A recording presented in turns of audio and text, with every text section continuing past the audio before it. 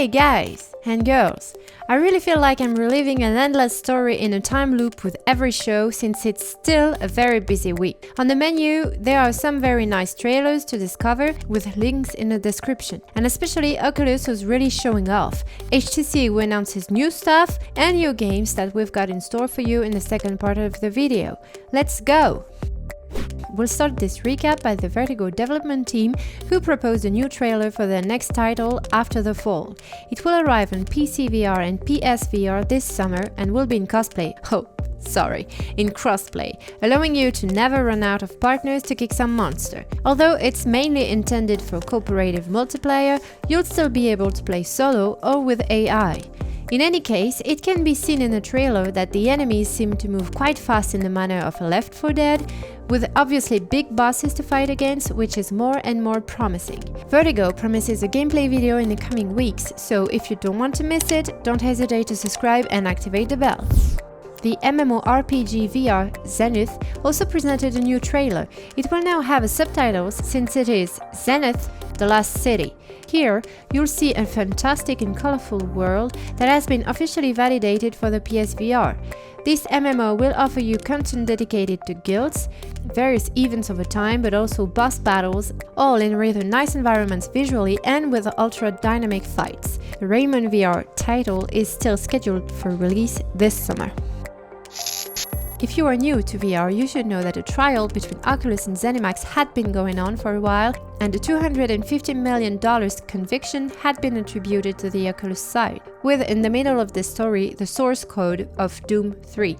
Doom 3 VR was then only available via more or less good PC modes. Well, time has passed, since a version of Doom 3 VR will now be available on the market, but only on the PSVR on March 29th for the moment. The game will support the PSVR aim controller, and as there is nothing more immersive than a good horror game in VR, I wish good gameplay to all owners of this support. And that's not all for PSVR, as UK-based developer Endreams has announced a new exclusivity under the name Fract. After the kayak infiltration game called Phantom Cover Ops, this time it's a FPS stuffed with ski, at least in some parts of the game. You'll also have to do some climbing with Lara's Heist X. Fast and explosive shootings are in the menu, as you will fight a complete army set up in a mountain for resource extraction. The studio hasn't given any release date for the moment. Studio 17-bit has just announced an adventure and survival game called A Song in the Smoke, which will be released first on PSVR this spring and later on Oculus Quest and PC. Technically rather nice, the title will force you to repel wild beasts with a bow and a club while trying to survive the night. The trailer features hunting, food hunting and crafting mechanics that you will use to explore the various regions of this world, from forests to valleys to snowy mountain peaks.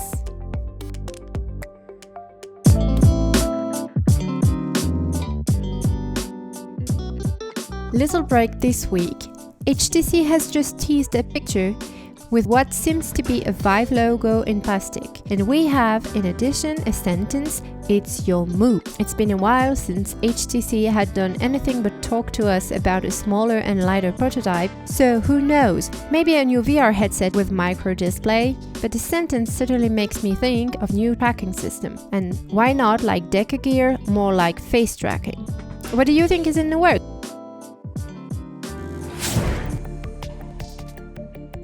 We will continue this recap by the release of All In Sport VR in early access on Steam. It is simply the Wii Sport of the VR, since it will allow you to do various activities such as archery, bowling, golf, but also basketball, snooker, darts, baseball, badminton, ping pong and boxing. The title will offer you in addition avatar customization, and if the trailer is filmed with Oculus Quest 2, the game is absolutely not available on the Oculus Store. And if that surprises you, well, I'm not.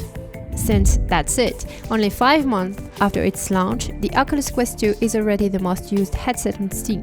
When you think that at one time, some people told us that the Steam numbers were wrong because Oculus players didn't go on this store, you might wonder today if many players, on the contrary, wouldn't use the Oculus Store to make do with Steam. In any case, Half-Life Alyx can thank the Quest just like the Quest can thank Half-Life Alyx, and we're very happy that it's happening. a very nice performance that proves, if we doubted it, that a controlled price and a certain freedom of use and store are things that pay off with the public. Still, the Quest 2, by the way, it was God John Carmack who cracked a tweet response about the famous 120Hz that will eat up the battery even faster than a wireless Wi-Fi mode. So we learned that it could arrive soon, but that only very few titles already released will make the effort to propose this solution. And I hope that the very demanding Beat Saber will be part of it. Beyond that, Carmack explains that a number of upcoming titles will support it in their design, which will allow for a smarter implementation with better control resources. And given the visual beauty of the environments presented in the Hubris game, we feel that the development team has completely mastered the resources of its VR engine. This FPS offering solid shooting mechanics, cave exploration and climbing will be available on most VR media. Developer Cyborg also promises other game mechanics such as weapon and vehicle manufacturing. On the other hand, we learn on the Steam page that the game will be episodic, which may cool down some of the audience, including me, who prefer to finish the story part in one go. And by the way, VR's Mirror's Edge will finally get its story mode this year, and it has just unveiled some gameplay phases by a small teaser on Twitter. The title will obviously be as punchy as ever in this mode, where climbing and the indoor shooting seem to go very smoothly if you master the gameplay. By the way, I remind you that Stride is available on almost every VR support on the market. And that's the end of this recap. I hope you enjoyed it, and if it does, please let me know in the comments. Thanks for watching. Bye!